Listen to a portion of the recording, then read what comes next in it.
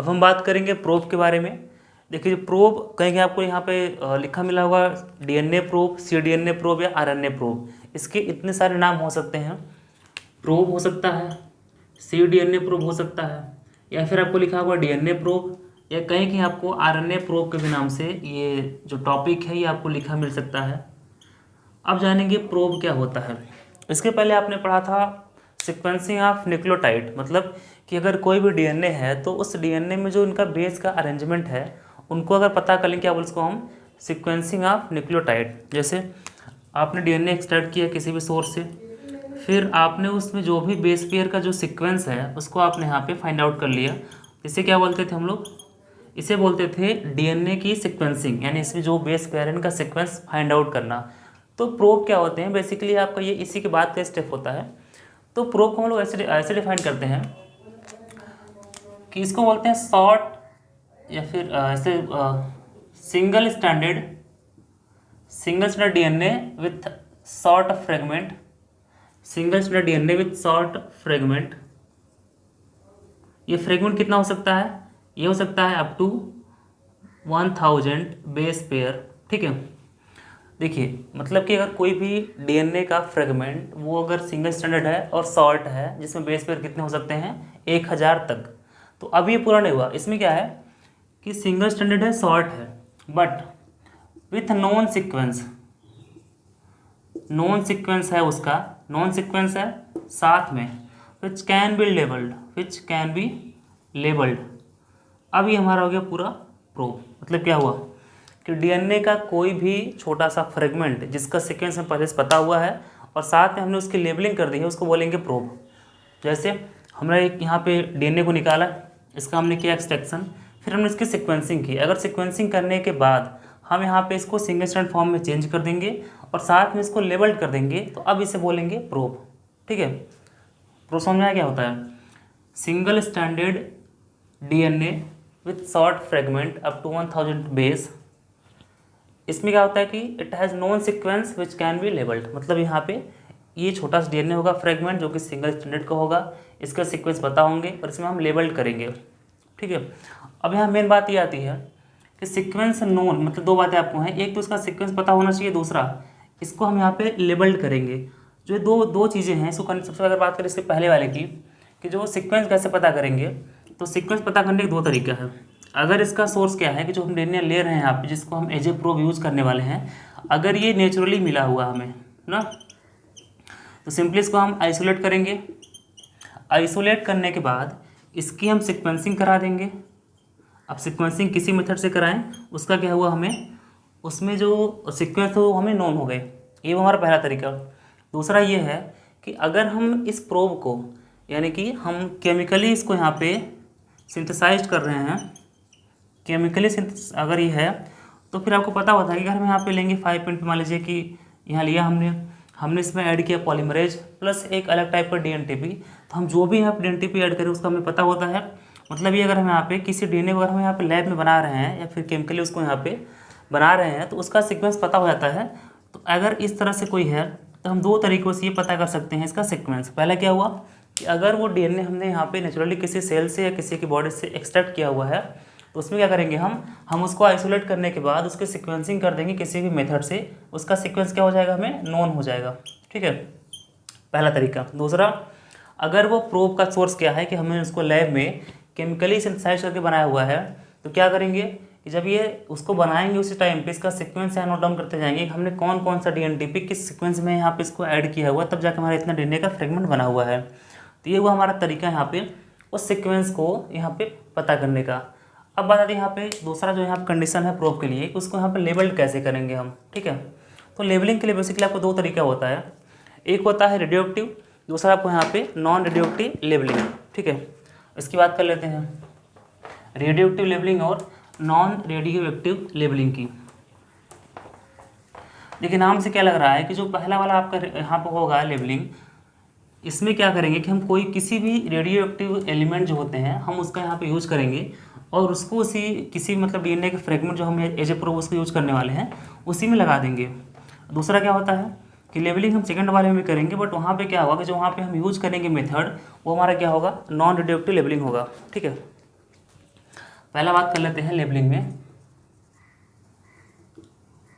Labelling के दो तरीके हो गए। पहला आपको हो गया यहाँ पे रेडियो एक्टिव लेबलिंग, सेकंड क्या हो गया आपका non radio active labelling. Non radio active labelling. अब जो पहला तरीका है आपका लेबल करने वाला, इसमें सिंपली क्या करें कि हम कोई भी रेडियो एक्टिव एलिमेंट, चाहे आपका P32 हो, S35 हो, चाहे H3 हो, फास्फोरस 32, सल्फर 35 या हाइड्रोजन 3, इसको हम यूज करेंगे। अब देखो अगर हमें सबसे बात करें तो इनमें मोस्ट कॉमन क्या होता है कि आपका फास्फोरस 32 होता है, हम इसको यूज करते हैं as a radioactive labelling में। अब काम कैसे करता है, आपने इतना लंबा लिया फ्रेगमेंट 5 3 डायरेक्शन, ठीक है, इसके सीक्वेंस आपको पता है, यानी कि नॉन सीक्वेंस है।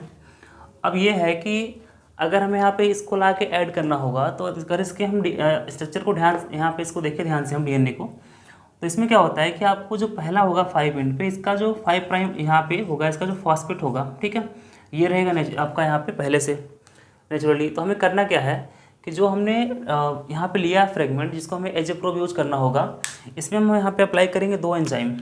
जो पहला एंजाइम होगा आपका, इसको बोलेंगे हम यहाँ पे एक्सोन्यूक्लियेज, ठीक है, सिंपली आपको होता है डीएनए, जिसको बोल सकते हैं डीएनएज।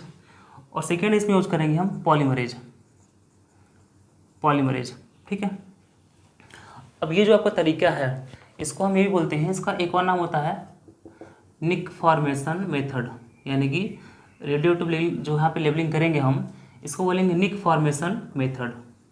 अभी काम कैसे करता है देखिए, अगर हम इस पर अप्लाई करेंगे, इस जो हमें प्रोब की तरह यूज़ करना होगा, तो हमने सबसे यहाँ पे ऐड करना है एक्सोन्यूक्लियेज, इसमें कौन सा है डीएनएज। मतलब अब इसकी प्रॉपर्टी क्या होती है कि किसी भी डीएनए को टर्मिनल एंड से कट करना स्टार्ट करेगा। अब मान लो इसने यहाँ जो पी लगा था फॉस्फेट को इसने यहाँ पे रिमूव कर दिया, इसमें से 1 या 2 यहाँ पे इसको यहाँ पे ख़त्म कर दिया। अब जब ये ख़त्म करेगा तो यहाँ से ये क्या होगा, यहाँ हो जाएगा थोड़ा सा छोटा फ्रेगमेंट। और फिर से जब यहाँ पॉलीमरेज आपका आएगा तो इसको फिर से यहाँ क्या करेगा, बना देगा।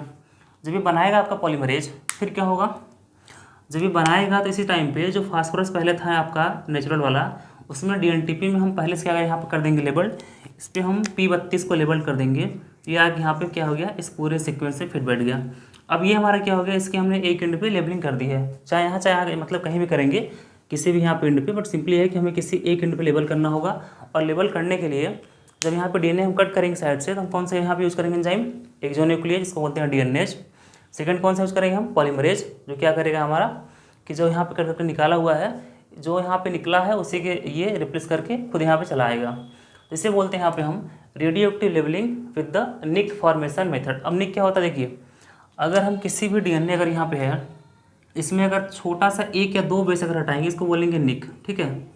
बट अगर हम यहाँ पे पूरा मतलब 8 से 10 बेस को हटा दें तो इसको बोलेंगे यहाँ पे हम गैप, ठीक है। तो यहाँ पे क्या हो रहा है, सिर्फ निक बन रहा है, यानी कि 1 से 2 बेस हट रहे हैं, गैप नहीं बन रहा है। इसलिए क्या होता है कि हम निक फॉर्मेशन मेथड से इसको यहाँ पे लेबल कर सकते हैं। ये हमारा क्या हो गया, रेडियोएक्टिव लेबलिंग का तरीका, ठीक है। दूसरा पढ़ लेते हैं यहाँ पे हम नॉन रेडियोएक्टिव लेबलिंग। ये हो गया आपका रेडियोएक्टिव। अब सेकेंड पढ़ना हमें यहाँ पे नॉन रेडियोएक्टिव लेबलिंग। इसमें क्या होता है कि जो यहाँ पे हम यूज करेंगे कोई भी सब्सटेंस या मॉलिक्यूल, इसमें सिंपली ये है कि ये नॉन रेडियोएक्टिव होना चाहिए, पहले चीज़ तो मतलब नॉन रेडियोएक्टिव होना चाहिए वो चीज़। अब इसके भी लेबल करने के 2 तरीके हैं, यानी कि नॉन रेडियोएक्टिव लेबलिंग के भी 2 तरीके हैं। कौन कौन से, पहला है हमारा डायरेक्ट लेबलिंग और सेकेंड है हमारा इनडायरेक्ट लेबलिंग, ठीक है। जो डायरेक्ट लेबलिंग का तरीका है, इसमें क्या करते हैं कि हम यूज करते हैं स्पेसर मॉलिक्यूल। इस पर हम यूज करेंगे हम स्पेसर मॉलिक्यूल। ये कौन से मॉलिक्यूल होते हैं, जैसे एग्जांपल की बात करें यहाँ पे हम, तो सबसे मोस्ट कॉमन आपका यहाँ पे होता है फ्लोरोसिन, ठीक है। अब जो फ्लोरोसिन है आपका, तो ये क्या करता है कि अब मान लीजिए आपका डीएनए हो गया पूरा स्ट्रैंड 5' 3', तो ये फ्लोरोसिन क्या करेगा कि जहाँ जहाँ आपके बेस लगे होते हैं इस तरह से, इन बेस के बीच में जो स्पेस होता है, यहाँ पे आके यहाँ पे जुड़ जाएगा, ये ऐड हो जाएगा, और इसे क्या बोलते हैं यहाँ पे हम स्पेसर मॉलिक्यूल। तो ये जो फ्लोरोसिन लगा होगा, इनके अंदर प्रॉपर्टी होती है कि चाहे ये केमियोलुमिनेसेंट होगा, चाहे ये फ्लोरोसेंट होगा, मतलब बाद में फिर लाइट पड़ेगी तो एक यहाँ पे कलर इमिट करेगा। तो जो इस टाइप का यहाँ पे लेबलिंग होता है इसे बोलते हैं नॉन रेडियो एक्टिव लेबलिंग। वो भी कौन सा, डायरेक्ट मेथड, मतलब कि जो हम यहाँ पे यूज़ करेंगे केमिकल या कोई फ्लोरेसेंट वो आपका स्पेशल मॉलिक्यूल की तरह काम करेगा और क्या होगा यहाँ पे जा करके इस पूरे चेन में यहाँ पे जगह जगह लग जाएगा और जब इसको यहाँ पे हम लाइट देंगे तो यहाँ पे इमिट करेगा कलर या फिर कोई इस तरह से पैटर्न शो करेगा, तो हम गेस कर सकते हैं क्या है कि यहाँ पे ये लेबल्ड किया हुआ मॉलिक्यूल है। ठीक है, ये हमारा हो गया यहाँ पे लेबलिंग का डायरेक्ट तरीका। अब जब बात करें यहाँ पे इनडायरेक्ट वाले में, तो इसमें क्या करेगा ये, इसमें हम क्या करते हैं कि जो चीज़ हम यहाँ पे ऐड करते हैं किसी डीएनए के स्ट्रैंड में, वो क्या होता है कि वो एक्चुअल में वो फ्लोरेसेंट या फिर केमिसेंट की तरह वहाँ पे काम नहीं करेगा। जैसे अगर ये आपका डीएनए हो गया 5-3, ये बेस लग गया आपके इधर। इसमें क्या होता है कि हम इसमें बीच में छोटा सा यहाँ पे ऐड करते हैं रिपोर्टर। ये हमारा क्या है, इसको बोलेंगे हम रिपोर्टर। सिंपली आपको चाहिए दो मॉलिक्यूल, दो चीज़ चाहिए, एक चाहिए रिपोर्टर, सेकंड आपको चाहिए यहाँ पे एफिनिटी मॉलिक्यूल, रिपोर्टर और आपका एफिनिटी मॉलिक्यूल। ठीक है, अब जो रिपोर्टर होता है ये बहुत ही छोटा होता है, सिंपल सा मॉलिक्यूल स्मॉल साइज का, ये आकर डीएनए में कहीं भी रैंडमली ऐसे फिट कर जाएगा। जब ये फिट करेगा बीच बीच में, फिर क्या होगा, ये जहाँ पे है तो इसके कम्प्लीमेंट्री होते हैं एफिनिटी मॉलिक्यूल। मतलब ये है कि आप मान लो यहाँ पे कि रिपोर्टर कुछ इस तरह से है, ऐसे ये हो गया आपका रिपोर्टर, ये इसको ऐसे बनाते हैं, ये आपका हो गया यहाँ पे, ये है रिपोर्टर। ठीक है, तो अब जहाँ पे रिपोर्टर इस तरह से लगा होगा, ये ऐसे, ठीक है, अब ये आपका लग गया रिपोर्टर। इसके बाद जो एफिनिटी मॉलिक्यूल होंगे, तो जब इनको हम लाएंगे पास में तो जहाँ भी रहेंगे इन पे आके चिपक जाएंगे ऐसे एफिनिटी मॉलिक्यूल। तो जो सिग्नल होता है, जो लाइट होता है, जो कलर होता है, वो देते तो है एफिनिटी मॉलिक्यूल, बट हम एफिनिटी मॉलिक्यूल को डायरेक्टली डीएनए के ऊपर न चिपका करके हम इसमें पहले ऐड कराते हैं रिपोर्टर मॉलिक्यूल, फिर यहाँ पे कौन सा आता है आपका एफिनिटी मॉलिक्यूल, और जब ये आता है तो यहाँ पे क्या होगा, चिपक जाएगा और ये हमारा क्या हो जाएगा, लेबल्ड हो गया अब। ठीक है, अगर एग्जाम्पल की बात करें तो रिपोर्टर की जगह हम यहाँ पे यूज़ करते हैं बायोटीन, यानी कि बायोटीन को यूज़ करते हैं हम एज ए रिपोर्टर। और जो आपका सेकेंड मॉलिक्यूल होता है एफिनिटी मॉलिक्यूल, इसमें यहाँ पे ऐड करते हैं स्ट्रेप्टिविडिन, जो आपका होता है एक और केमिकल स्ट्रेप्टिविडिन, इसको हम यूज़ करते हैं एज ए एफिनिटी मॉलिक्यूल। तो ये हमारा पूरा था कि कैसे इसको लेबल करेंगे और कैसे हम डीएनए के सीक्वेंस को पता करके आप क्या बना देंगे, प्रोब। अगर हम बात करें यहाँ पे प्रोब के टाइप की, तो ऊपर क्या लिखा हमने, cDNA, डीएनए प्रोब या फिर आरएनए प्रोब। मतलब ये है कि हम इतनी चीज़ों को एज ए प्रोब यूज़ कर सकते हैं। देखिए जो हमने यहाँ लिया एग्जाम्पल, तो ये हमारा हो गया यहाँ पे कौन सा, ये था हमारा डीएनए प्रोब। बट यहाँ पे चीज़ और आपको देखना पड़ेगा कि जो ये डीएनए प्रोब है, ठीक है, जो हमने यहाँ पे लेबलिंग की है, अब इस लेबलिंग में आपको दो आपके जो है तरीका, एक रेडियो और आपको नॉन रेडियो, इसकी कुछ यहाँ पे एडवांटेज है, कुछ इसमें यहाँ पे कमियाँ हैं। जैसे एडवांटेज इस मेथड का ये है कि इसमें जो यहाँ पे जब इसकी हम ऑटो रेडियोग्राफी करते हैं, जहाँ पे ये लगा होता है इस तरह से लेबल्ड किए हुए मॉलिक्यूल हैं, तो इसमें क्या है कि एक अलग से पैटर्न या कलर या बैंड देगा ये। मतलब इसके कलर, पैटर्न और बैंड ये ईजिली विजिबल होंगे, जहाँ पे रहेंगे वहाँ पे शो करेंगे कि यहाँ पे ये मॉलिक्यूल यहाँ पे लेबल्ड है। बट दिक्कत क्या है कि ये हमेशा इमिट करते हैं बीटा पार्टिकल। तो जब बीटा पार्टिकल इमिट करेगा तो क्या होगा, ये डीएनए को डैमेज भी कर सकता है।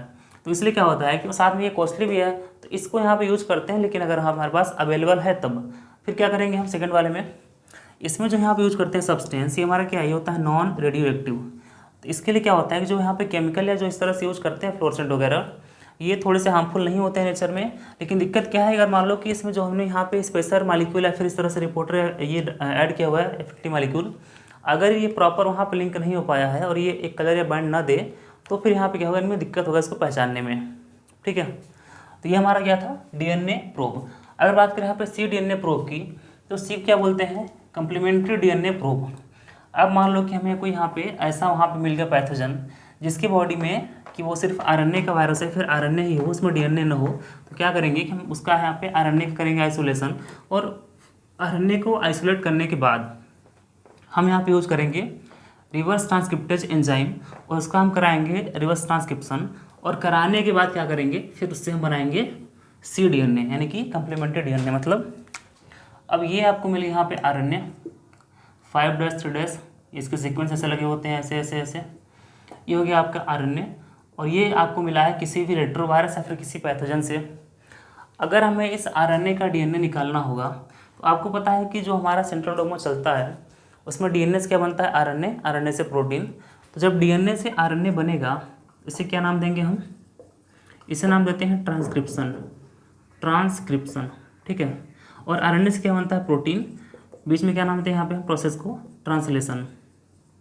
तो ये जो ट्रांसक्रिप्शन ट्रांसलेशन होता है तो ये पूरा होता है सेंट्रल डोगमा। बट यहाँ पे क्या है कि हम इसको यहाँ पे इस प्रोसेस को रिवर्स लेके जा रहे हैं ना, मतलब हम क्या हम यहाँ बनाएंगे आरएनए से डीएनए, इसलिए इसका नाम क्या हो जाएगा, रिवर्स ट्रांसक्रिप्टेज। मतलब यहाँ पे आरएनए था, अब इसका कम्प्लीमेंट्री हम बना देंगे, यहाँ पे इसका बना देंगे हम डीएनए, ठीक है। और यहाँ पे क्या हो जाएगा आपका रिवर्स ट्रांसक्रिप्टेज। अब ये जो आपका एंजाइम होगा रिवर्स ट्रांसक्रिप्टेज, और ये क्या होगा प्रोसेस रिवर्स ट्रांसक्रिप्शन, इससे क्या बनेगा डीएनए। अब जो डीएनए बना होता है इसको नाम देंगे हम सी डीएनए, यानी कि कम्प्लीमेंट्री डीएनए। अब इस डीएनए को क्या करेंगे हम कि इसको यहाँ पे लेबल करेंगे, इसका सीक्वेंस पता करेंगे और इसको यूज करेंगे हम एज ए प्रोब। मतलब कि है प्रोब ही, लेकिन जो इसका सोर्स था ये था पहले आरएनए के फॉर्म में, हमने इसको क्या किया, निकाल दिया उसमें, यहाँ से निकालने के बाद उसको हमने यहाँ पे सीक्वेंस किया, सीक्वेंसिंग के बाद क्या लेबलिंग किया। अब हमारा ये रेडी है एज ए प्रोब यूज करने के लिए। हम चाहें तो आरएनए को निकाल के उसको लेबल करके उसको भी डायरेक्ट यहाँ पे एज ए प्रोब यूज कर सकते हैं, उसको बोलेंगे हम आरएनए प्रोब, ठीक है। तो ये हमारा हो गया पूरा प्रोब के बारे में। अगर बात करें प्रोब का फंक्शन क्या होता है, तो प्रोब का फंक्शन ये है कि आपकी एक टेक्निक होती है ब्लॉटिंग टेक्निक, ठीक है।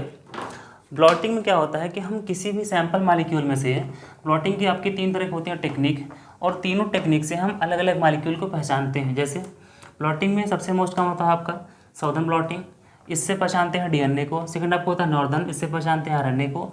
थर्ड आपको होता है वेस्टर्न, इससे हम पहचानते हैं किसको, प्रोटीन को। तो जो आपके यहाँ पे 3 तरह की ब्लॉटिंग की टेक्निक्स हैं, साउदर्न, नॉर्दर्न और वेस्टर्न। पहला आपको होता है साउदर्न ब्लॉटिंग। देखिए बायोटिक में क्या होता है कि जितनी आपकी टेक्निक्स है, मेथड है ना, सब आपस में इंटरलिंक है, कोई यहाँ पे इंडिपेंडेंटली काम नहीं करता। जैसे electrophoresis, restriction enzyme, probe, blotting, sequencing, सब आपस में मिलकर तब यहाँ पे आपको एक एप्लीकेशन इसका होगा कि जो एक अच्छे लेवल से काम करेंगे। तो जो आपको साउदर्न ब्लॉटिंग होती है, इससे क्या पता करते हैं यहाँ पे हम डीएनए। सेकेंड आपको होता है नॉर्दर्न ब्लॉटिंग, इससे पता करते हैं आरएनए के बारे में। और तीसरा आपको होता है यहाँ पे वेस्टर्न ब्लॉटिंग, इससे हम पता करते हैं प्रोटीन के बारे में। तो ये जो हम यहाँ पे 3 तरह की ब्लॉटिंग करते हैं, 3 तरह के मॉलिक्यूल को आइडेंटिफाई करने के लिए, इसका देखिए एक शॉर्ट फॉर्म इसको बोल सकते हैं, इसको होता है एक्रोनिम्स। अगर इसका आपको याद रखना हो, इसको यहाँ पर रखेंगे स्नोड्रॉप के नाम से। अब ओ से ओ कैंसिल, ठीक है। जो हमारा साउदर्न यहाँ पे होगा ये डीएनए के लिए होगा, नॉर्दर्न आरएनए के लिए, और आपका वेस्टर्न प्रोटीन के लिए, ठीक है। तो बेसिकली हम प्रोब को यूज़ करेंगे ब्लॉटिंग में। ब्लॉटिंग में यूज़ कैसे करेंगे, अब देखिए पहला स्टेप क्या होता है कि हम यहाँ पे लिया हमने क्या, इधर लिया हमने कोई भी डीएनए सिंगल स्ट्रैंड में, उसको हमने यहाँ पे लेबल्ड किया हुआ है, इस एंड पे कहीं भी। और इसका सीक्वेंस में क्या है कि इसका हमें ये नॉन सीक्वेंस है, ये हमें क्या हो गया, ये नॉन सीक्वेंस है। अब ये लेबल्ड है। अब करते क्या है कि हम जो सैंपल डीएनए लेते हैं, किसी भी सैंपल डीएनए को, एक आपका होता है नाइट्रोसेलुलोज पेपर, ठीक है, उस पर उसको हम तोड़ करके इस तरह फैला देंगे उस पेपर पे डीएनए को, ऐसे ऐसे, ठीक है। इसमें आपको यहाँ पे डीएनए को स्प्लिट करने के बाद अगर हम यहाँ पे लाके ऐड करवाते हैं क्या चीज़, हम लाते हैं यहाँ पे प्रोब। अब प्रोब जो आपका है वो क्या है कि प्रोब आपका लेबल किया हुआ प्रोब है, ठीक है। ये हमारा क्या हो गया कि यहाँ पर हमने लिया यहाँ पे सैंपल डीएनए, और सैंपल डीएनए लेने के बाद हमने इसको यहाँ पे इस पेपर पर हमने यहाँ पे स्प्लिट कर दिया, ठीक है। अब क्या है कि देखिए ये भी हमारा क्या है, ये सिंगल स्टैंडर्ड है, और प्रोब भी हमारा क्या है, ये सिंगल, लेकिन यहाँ पे ये लेबल्ड किया हुआ है, यानी इसका नॉन सीक्वेंस है। अगर ये सीक्वेंस जो प्रोब यहाँ है, इस प्रोब का कोई भी कम्प्लीमेंट्री पूरे सैंपल में रहेगा तो वहाँ क्या होगा, वो जाएगा वहाँ पे इस तरह से ऐसे उससे बाइंड कर लेगा, और यहाँ पे क्या होगा कि ये अगर यहाँ पे लेबल्ड है तो यहाँ पे इमिट करे कोई लाइट सिग्नल है, फिर इस तरह से कलर। तो जो ये यहाँ पे ये पेयरिंग हो रही है इसको बोलते हैं हम हाइब्रिडाइजेशन, मतलब कि pair of non sequence with unknown sequence strand. मतलब जो हमारे 2 स्ट्रैंड हैं इसमें सिंपली बोलते हैं इसको कि pairing of non sequence strand with unknown sequence strand, with unknown sequence strand.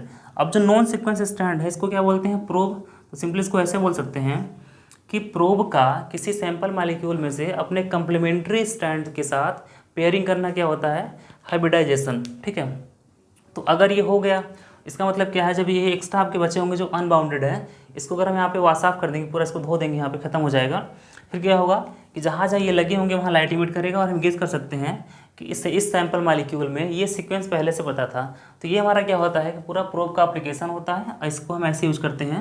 Simply किस में यूज करते हैं? ब्लॉटिंग में। ब्लॉटिंग सिंपल मीनिंग होता है कि इसको पहचानने में, और इसमें सबसे मेन स्टेप कौन सा होता है? हाइब्रिडाइजेशन का स्टेप। ठीक है, अब जब बात करें प्रोब को बनाते कैसे हैं या फिर प्रोब की कैसे करते हैं सिंथेसिस, तो प्रोब की सिंथेसिस करने के लिए आपको यहाँ कुछ स्टेप का यहाँ पे फॉलो करना पड़ेगा। जैसे सबसे पहला स्टेप होता है एक्सट्रैक्शन ऑफ डीएनए। आप किसी भी सैंपल में से उस डीएनए को निकालेंगे, सबसे पहली स्टेप हो जाएगा। सेकंड आपको यहाँ पे करना होगा उसकी इलेक्ट्रोफोरेसिस, मतलब उसमें आप एक फ्रेगमेंट को लेने के लिए उसको यहाँ पे डाइजेस्ट करने के बाद छोटे छोटे फ्रेगमेंट में आप उसको यहाँ पे करोगे इलेक्ट्रोफोरेसिस। मतलब अगर हमें यहाँ पे लिखना होगा, हम अब इसकी जानेंगे सिंथेसिस के बारे में कि व्हाट इज प्रोब सिंथेसिस। ठीक है, इसमें जो स्टेप इन्वॉल्व होंगे, सबसे पहला क्या हो जाएगा आपका यहाँ पे एक्सट्रैक्शन ऑफ डीएनए। हम डीएनए को क्या करेंगे? एक्सट्रैक्ट करेंगे किसी भी सोर्स से, एक्सट्रैक्शन ऑफ डीएनए। सेकंड हो जाएगा कि इलेक्ट्रोफोरेसिस, मतलब अगर हमें एक डिजायर्ड फ्रेगमेंट चाहिए तो क्या करेंगे इसकी हम करेंगे इसकी इलेक्ट्रोफोरेसिस। अभी तक क्या है, जब इसको हम यहाँ पे ले लेंगे एक फ्रेगमेंट, तो बट अभी भी यहाँ पे क्या है, ये दो स्ट्रैंड है, इसमें यहाँ पे डबल स्ट्रैंडेड है, तो हम क्या करेंगे इसको चेंज करेंगे सिंगल स्ट्रैंड, मतलब यहाँ पे मेल्टिंग ऑफ डीएनए हो जाएगा हमारा next step, melting of DNA. अब डीएनए मेल्ट कर गया हमारा। ठीक है, मेल्ट करने के बाद आपका बन गया यहाँ पे सिंगल स्ट्रैंड में। तो जब ये मेल्ट कर जाएगा तो नेक्स्ट आपका हो जाएगा स्टेप यहाँ पे सिक्वेंसिंग ऑफ डीएनए। अब इसकी हम सिक्वेंसिंग करेंगे, मतलब यहाँ पे इसका हम क्या करेंगे, जो इसमें से बेस के सीक्वेंस को यहाँ फाइंड आउट कर लेंगे। जब बेस का सीक्वेंस आपको मिल जाएगा फिर क्या करें, इसकी हम लेबलिंग करेंगे। जब लेबलिंग कर देंगे हम तो लास्ट में क्या होगा कि ये हमारा बन गया पूरा प्रोब। और अगर हमें इसको यूज करना होगा फर्दर तो हम इसको सिंपली क्या करेंगे कि इसका हम लेके जाएंगे ब्लॉटिंग पे, वहाँ फैलाएंगे उसको, और आपका लास्ट टाइम हो जाएगा स्टेप यहाँ पे हाइब्रिडाइजेशन। अगर हम ये कर देंगे तो हम किसी भी सैंपल में से अपने यहाँ पे जो हमें चेक करना हो कि फ्रेगमेंट है कि नहीं है प्रोब का कम्प्लीमेंट्री, उसको हम पता कर सकते हैं। तो ये हमारा पूरा होता है यहाँ पे प्रोब और या फिर प्रोब के सिंथेसिस। साथ में आपने जाना व्हाट इज cDNA प्रोब या फिर RNA प्रोब।